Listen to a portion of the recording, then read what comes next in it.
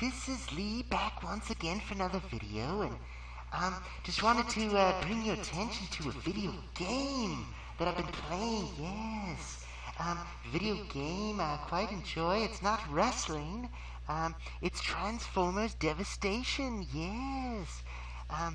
There you can see the artwork, the box. I'll just open it up here. Got a little advertisement.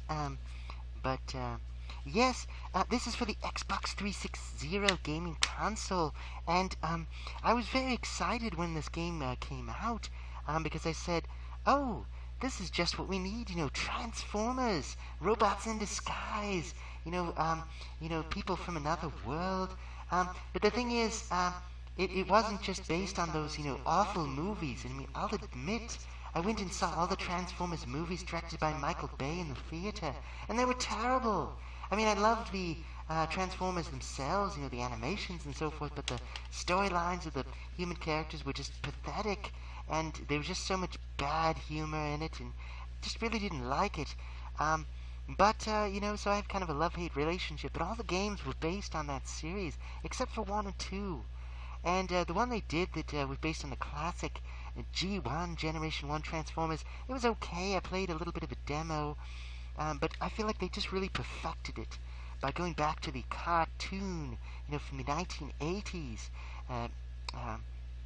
and just creating that cel-shaded animation style, which you can pull off on the 360 and, the Xbox One. It looks a little better, but honestly, I kind of like the cartoonish nature on the 360. It looks just that much more like, it looks more like the theatrical Transformers cartoon film from, was it 1987?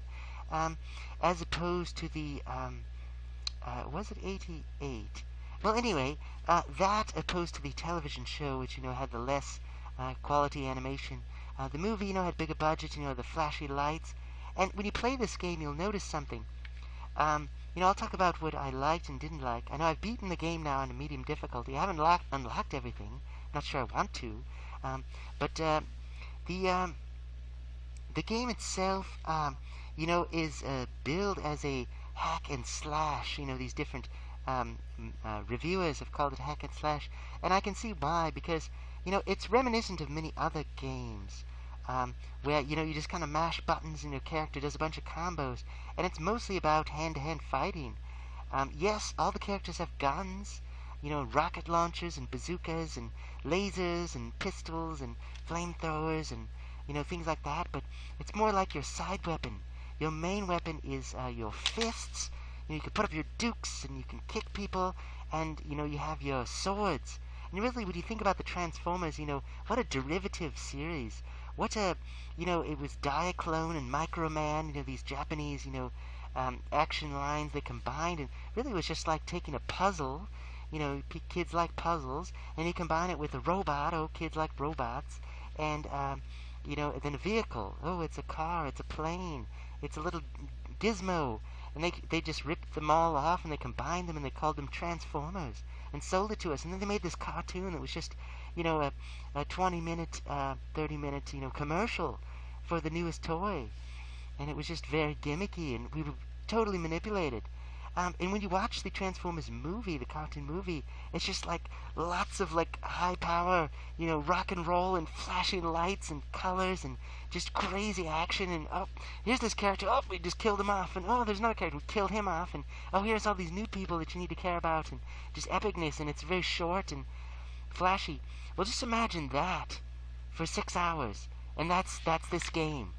And I remember it was in the store and it was like $60, and I thought, there's no way I'm buying this game for $60, and it was $50, and I thought, no, and then it was like $45, and then all of a sudden, 2 weeks later, it dropped down to $20, and I'd actually found it online for $15 or something, and I thought, that's a bargain. Well, you play this game, but it's best in small doses, because imagine, all that, overdose of the senses that, a 10-year-old kid would love. But instead of for 2 hours, it's for 6 hours. So I don't know if you can handle it. Eat a big bowl of sugary cereal with, bright colors, and just blast the soundtrack to the 80s cartoon, which is what I did while I played this, and I just had a great time, but it started to wear on me. I started to get exhausted. I'm not a little child anymore. But you'll have fun. I guarantee it, especially if you do have memories of the old series. They brought back the voice actors that are still living. Of course, Starscream doesn't sound like himself because it's someone else doing the voice. You have Megatron. Of course, you can tell he's much older. And, Optimus Prime, Bumblebee, um, Grimlock. Unfortunately, they didn't bring more of the Dinobots in. If I had things to improve about this game, I would say bring in more characters. And the biggest crime, the biggest failing of this game is the lack of multiplayer. That's right, it's all single player. Now, the other games that have come out in the series, War for Cybertron, Fall of Cybertron, and so forth, they have online play. But they're based off of the movies, those awful movies. And yes, they take it in a new direction. They focus on the robots, and, you know, that's fine. And someday I'd like to, maybe play those games and review them on here. But I think if they had put multiplayer, I hope this gets a sequel. Because if they put multiplayer, this would be almost the perfect game. When you go back to the old toys, I kind of got off track there. I got kind of excited, kind of distractible with this game. All of these, whether it was Megatron, he turns into a gun. Oh, a toy gun. But he's also a robot, a robot that isn't very well articulated, but at least it's the idea that counts. They would always come with, their own guns, and they'd all have swords. And they really did emphasize the swords and energy, melee weapons. Like, Optimus Prime has an energy axe, and Megatron has like a flail or a morning star that's made of like energy, glowy stuff. They really emphasize that in this game. So running around through the city, and it reminded me of Superman Returns. I'm sure it's the same engine as some other game, but you basically have in this game, you control a certain character and you cycle through those 5 characters I mentioned. Oh, there's also Ratchet, and what's the other? Sideswipe. So there's a guy who's basically a sports car, a guy who's kind of a dumpier little kind of rescue vehicle. Of course, you got little Bumblebee with the, VW Bug, and then you've got Optimus Prime, the big, semi-truck, and then, of course, Grimlock, who's the big bumbling, T-Rex, Robo T-Rex. But you go through each of those characters, and you just have this kind of city, this, fictional city that you roam around, and, it's fun. Because you feel like the sky's the limit. Yeah, you can't climb buildings, but you get the double jump, and it's a third-person perspective. You can transform into a vehicle, your car, or whatever, at any time, and you can just speed around. And, it gives you kind of a reason to become a vehicle, because these big engines that blow air, and, your robot is, fighting against the current, and you can turn into a car and just kind of pass through it easily. And then these little speed boosters, it reminds me of the old-school arcade, racing games where you hit it and you go faster for a period of time, and there's all these shields you have to crash through at maximum speed. It really is a very arcade game type, and when I say that, I don't say it in a bad way. It's a type of game that, yes, it's a bit repetitive. It's a bit about, just doing lots of combos, or getting lots of points, collecting a lot of objects. It's not about, a very complex story or anything like that.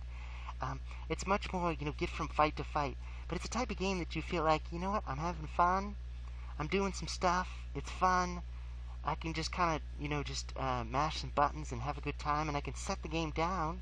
And I can pick it up again later and do the same thing and still have fun. As opposed to, okay, I gotta hurry up and get through this puzzle. I gotta hurry up and get through this part so I can see the next cutscene. There's a lot of games nowadays, that you play on these modern consoles and computers, where it's more of a chore. It's like, I don't really want to play the game, I just want to watch the movie. It's like they just wanted to make a movie, and the game kind of gets in the way. And so you play through the game, but then you don't ever want to play it again, and you've seen the movie. And, these games have multi-million-dollar budgets, and, huge teams that work on these for years, and that's what you get. But a lot of these games are fine, forget, but, I'd play this again. I'd play this a couple of times. And I'd have fun doing it, and even if I didn't beat it, I'd still enjoy it. Because there's just so much personality, you meet these characters that you've known for years, but even if you didn't, you'd feel like you start to know them after a while, Megatron. Oh, there's another problem I have with the game. Megatron, in the classic cartoon show, he always turned into a gun. That's right. The Transformers, they are these big robots, these huge, 50-foot tall robots or whatever. They transform into vehicles that are not necessarily the same size. their mass, changes. They don't obey the laws of physics. They're people from another world. What do you want? In the Transformers universe, the form of life that's out there in the galaxy, in the universe, is robot. It's artificial. They're natural robots, I guess. They've been built, but they come from who knows. But fleshly life, organic life, is actually the exception. We're the rarity out there. The Transformers are basically the dominant form of life in that universe, in that fictional storyline. And so forth. But the Transformers. So Megatron is huge, and he turns into a gun. That yes, he's big, but he's big enough to fit in the hand of his second in command, a Soundwave or Starscream. He can hold him and shoot, and of course it's compressed down, but the power of that gun is enough to kill a Transformer in a single shot, or at least knock them out for a long time. Very powerful. Unfortunately, in this game, he doesn't do that. He turns into a tank. And I realize in the show, there was Galvatron. He turned into a cannon. Different forms of Megatron over the years. But the tank is so boring. And it's very boring because, okay, it's kind of cool at first, but there's 3 other characters that turn into tanks. And so then Megatron isn't anything special. And yes, there is Shockwave, who also turns into a gun. And he was okay turning into a gun, but why didn't they use Megatron as a gun? So I think there was a missed opportunity there. I'd like to see classic Megatron, but so many of the battles, you fight Megatron several times. You fight Starscream, the Jet. You fight his other minions, his compatriots, Thundercracker, and it's just you've basically got all the planes. You've got the cars, the evil cars. You've got Modem Master. He's kind of like the bad semi-truck, equivalent of Optimus Prime. And you've got the Insecticons. And at first the Insecticons aren't much of a threat. They're just kind of everywhere and you can blow them up, no problem. But then later it's they're these ancient Transformers, and Megatron finds a way to harness their power. And he's manipulated them. And so you fight, these swarms. And some of these Insecticons, they're just little bugs, right? You step on them. No, but other ones, they're huge and they're powerful. And they're quite challenging. So you have these great boss battles. Basically, every encounter with a Transformer is a boss battle. But otherwise, you're just running around the city, you're driving your car, you're, racing around, and it's kind of fun. There's no reason to, but you're just kind of racing around with your car, and, you're blaring your music on your radio, you're in your Xbox 360, soundtrack. And it's fun. And you're collecting points, and there are these little puzzles. And it's great because you can skip them. You don't have to do them. They're side missions.